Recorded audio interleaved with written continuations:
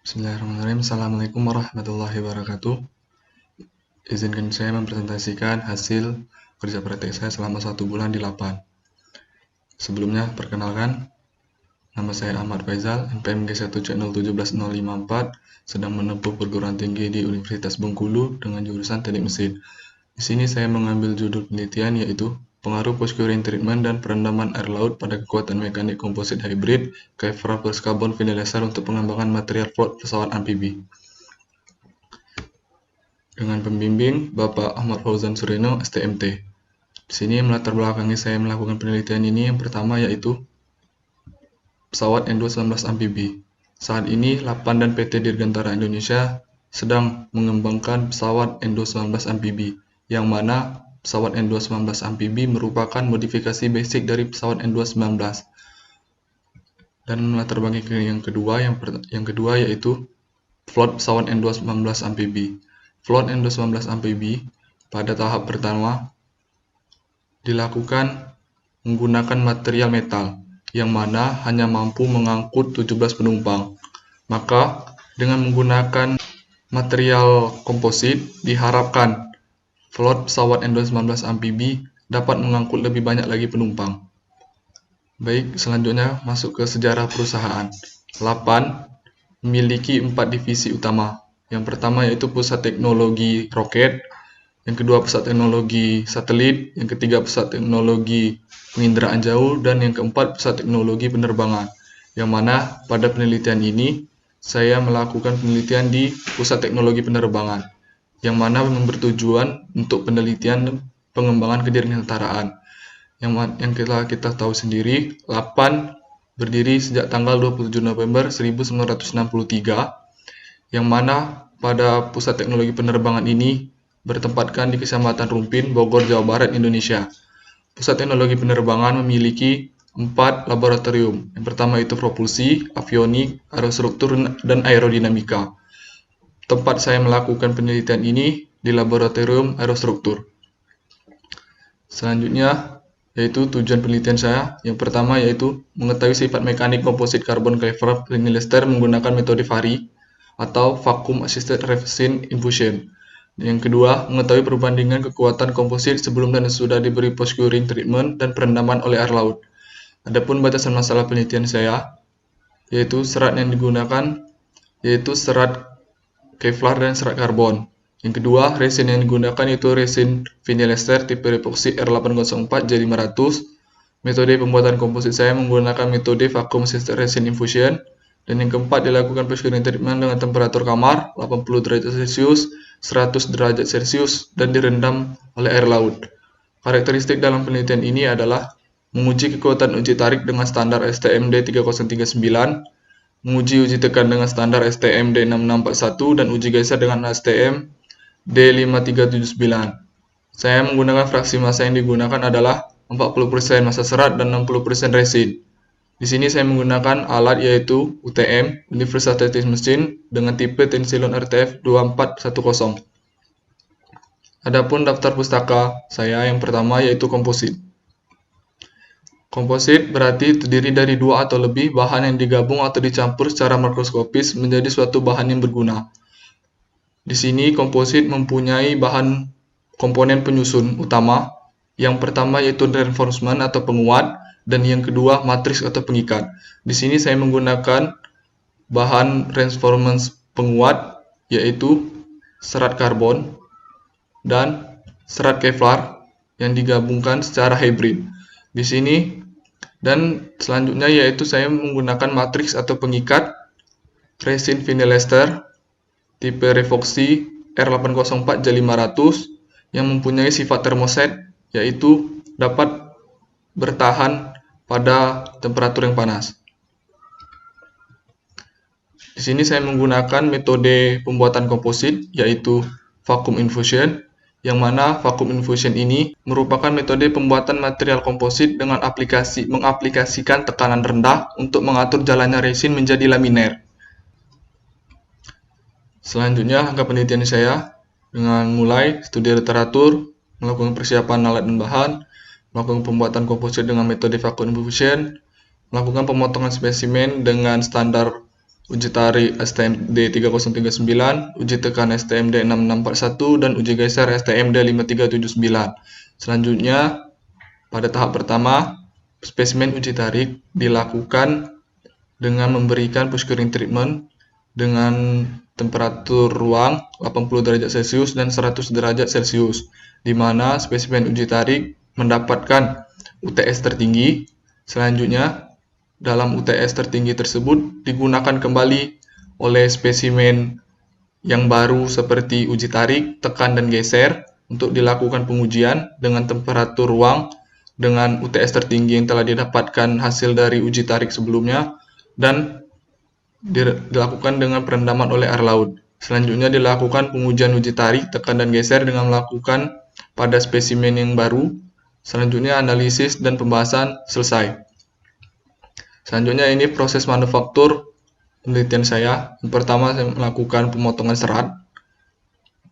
Selanjutnya dilanjutkan dengan penyusunan serat dengan penyusunan serat hybrid komposit dengan susunan Kevlar karbon, Kevlar karbon, Kevlar Kevlar, karbon, Kevlar, karbon, Kevlar.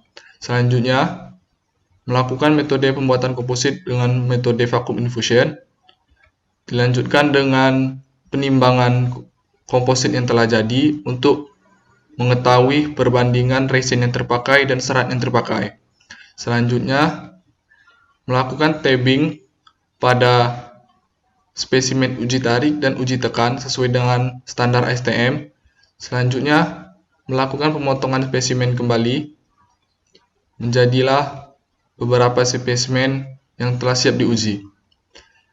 Setelah spesimen telah siap diuji, spesimen dilakukan masuk ke proses post curing treatment.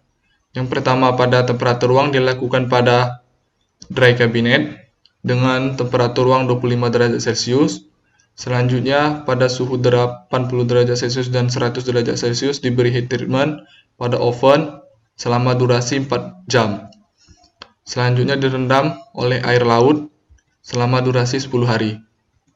Oke, selanjutnya masuk ke metode penelitian pengujian. Di sini saya melakukan pengujian untuk menguji tarik yang mana bertujuan untuk mengetahui sifat tarik pada komposit tersebut dengan menggunakan standar STM D3039 dan uji tekan dengan standar STM D6641 dan uji geser dengan standar STM D5379 dengan spesifikasi alat dengan tipe tensilon RTF 2410 dan load capacity 100 kN. Selanjutnya saya menguji uji salinitas air laut dengan menggunakan alat refraktometer. Selanjutnya hasil dan pembahasan. Pada pengujian uji tarik didapatkan data seperti berikut. Pada temperatur 80 derajat Celcius dengan beberapa spesimen yang telah diuji didapatkan rata-rata nilai stres 239,22 MPa dengan elastic modulus 1817,2 MPa dan nilai strain 2,42/GL. Selanjutnya, pada temperatur 100 derajat Celcius didapatkan nilai UTS tertinggi dengan nilai rata-rata stres 314,38 MPa dan elastic modulus 5569,3 MPa dan nilai stres atau renggangan sebesar 4,19%. Selanjutnya pada temperatur ruang dengan nilai rata-rata stres 279,7 MPa dan nilai modulus 2371,2 MPa dan nilai strain 2,44%. Dan pada temperatur 100 derajat Celcius dan direndam oleh air laut selama 10 hari didapatkan nilai stres MPa sebesar 267,3 MPa dan nilai elastic modulus 2966 MPa dan nilai strain 2,97% dengan density 0,96 gram per cm kubik. Di sini saya mendapatkan nilai hasil rata-rata UTS tertinggi didapatkan pada temperatur 100 derajat Celcius dengan nilai 314,38 MPa. Dan inilah perbandingan kekuatan tarik dari beberapa spesimen dengan spesimen yang tertinggi nilai ultimate tensile strength-nya pada spesimen yang diberi heat treatment pada suhu 100 derajat Celcius. Dan selanjutnya pada spesimen yang telah diberi 100 derajat Celcius dan direndam oleh air laut selama 10 hari terjadi penurunan. Selanjutnya, ini adalah bentuk patahan spesimen sesuai dengan standar ASTM D3039. Pada suhu 80 derajat Celcius didapatkan jenis patahan lateral, head grip, and top. Dan pada suhu 100 derajat Celcius didapatkan jenis patahan lateral, head grip, top, and bottom. Dan pada suhu temperatur ruang didapatkan jenis patahan lateral, head grip, top, and bottom. Dan pada suhu 100 derajat Celcius dan direndam oleh air laut didapatkan jenis patahan lateral head grip, top, and bottom. Yang mana lateral head grip and bottom yaitu lateral head grip top yaitu terdapat jenis patahan pada sisi atas spesimen tepat di bawah grip atau tabbing tadi, dan pada jenis patahan lateral head grip, top, and bottom yaitu terdapat jenis patahan yang terdapat pada sisi atas spesimen tepat di bawah grip and bottom, tetapi di sini jenis patahannya terdapat di atas dan di bawah. Selanjutnya, hasil dan pembahasan uji tekan. Di sini dapatkan data hasil uji tekan dilakukan dengan beberapa spesimen pada suhu temperatur ruang 100 derajat Celcius dan dilakukan heat treatment 100 derajat Celcius lalu direndam oleh air laut selama 10 hari.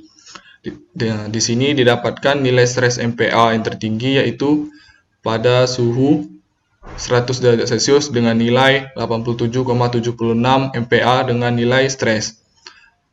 Dan yang ini adalah grafik perbandingan kekuatan tekan. Dapat dilihat pada grafik yaitu spesimen dengan heat treatment 100 derajat Celcius memiliki tingkatan yang tertinggi. Selanjutnya, menentukan jenis patahan sesuai dengan standar ASTM 6641. Pada spesimen yang telah diberi heat treatment 100 derajat Celcius ini terdapat jenis patahan transverse, head grip, and middle, dan pada temperatur ruang terdapat jenis patahan transverse, head grip, top, and middle, dan pada suhu 100 derajat Celcius dan direndam oleh air laut selama 10 hari terdapat jenis patahan transverse, head grip, and top, yang mana transverse, head grip, and middle yaitu terdapat jenis patahan pada sisi tengah spesimen yang mana tepat di bawah tabbing, dan terletak jenis patahan yaitu terletak di tengah-tengah spesimen. Dan selanjutnya yaitu transverse, head grip, top, and middle, yaitu di mana jenis patahan tersebut didapatkan pada sisi permukaan uji tekan tepat di bawah tabbing yang mana telah dilakukan tabbing pada spesimen ini. Lalu jenis patahan tersebut patah di atas dan di tengah spesimen. Selanjutnya hasil dan pembahasan saya untuk pengujian uji geser didapatkan data seperti berikut dengan nilai yang tertinggi dengan nilai uji geser yang tertinggi yang rata-rata terdapat pada spesimen yang telah diberi heat treatment pada temperatur ruang yang mana memiliki nilai stres sebesar 20,452 MPa. Selanjutnya yaitu grafik perbandingan kekuatan geser. Dapat dilihat pada grafik terjadi penurunan setelah spesimen diberikan heat treatment 100 derajat Celcius dan bahkan spesimen diberikan heat treatment 100 derajat Celcius dan direndam oleh air laut. Selanjutnya pada uji geser ini tidak terdapat jenis patahan karena di dalam ASTM D5379 tidak membahas jenis patahan uji geser. Inilah bentuk pada 100 derajat Celcius, pada temperatur ruang, dan pada 100 derajat Celcius plus direndam oleh air laut selama 10 hari. Ini adalah bentuk spesimen yang telah diuji. Selanjutnya, kesimpulan dalam penelitian saya yang pertama yaitu pada pengujian sifat mekanik pada komposit karbon vinyl ester dilakukan dengan beberapa metode pengujian yaitu uji tarik, tekan dan geser dengan standar STM masing-masing, yaitu pada uji tarik dengan STM D3039, uji tekan STM D6641, dan uji geser dengan STM D5379. Didapatkan nilai kekuatan tertinggi pada setiap pengujian dengan uji tarik sebesar 314,38 MPa, uji tekan sebesar 87,76 MPa, dan uji geser sebesar 20,45 MPa. Yang kedua, dalam penelitian uji tarik dengan STM D3039 ini didapatkan nilai ultimate tensile strength pada push curing 100 derajat Celcius. Nilai ultimate tensile strength tersebut lebih besar 12,65% dibandingkan dengan nilai UTS pada push curing temperatur ruang dan lebih besar 5,07% pada push curing 80 derajat Celcius. Dan pada perendaman air laut selama 10 hari terjadi penurunan sebesar 14,95%. Uji tekan dengan STM D6641 ini didapatkan nilai compress strength tertinggi pada push curing 100 derajat Celcius dan nilai compress tersebut lebih besar 38,91% dibandingkan dengan nilai compress strength pada push curing temperatur ruang, dan pada perendaman air laut selama 10 hari terjadi penurunan sebesar 41,95%. Selanjutnya pada pengujian uji geser dengan STM D5379 ini didapatkan nilai shear strength tertinggi pada push curing temperatur ruang. Nilai shear strength tersebut lebih besar 7,82% dibandingkan dengan nilai shear strength pada push curing 100 derajat Celcius. Dan pada perendaman oleh air laut selama 10 hari terjadi penurunan sebesar 22,95%. Baik, itulah hasil kerja praktek saya selama 1 bulan di lapan. Apabila saya ada kata-kata atau kekurangan, walau saya mohon ampun. Wabillahi taufiq wal hidayah. Assalamualaikum warahmatullahi wabarakatuh.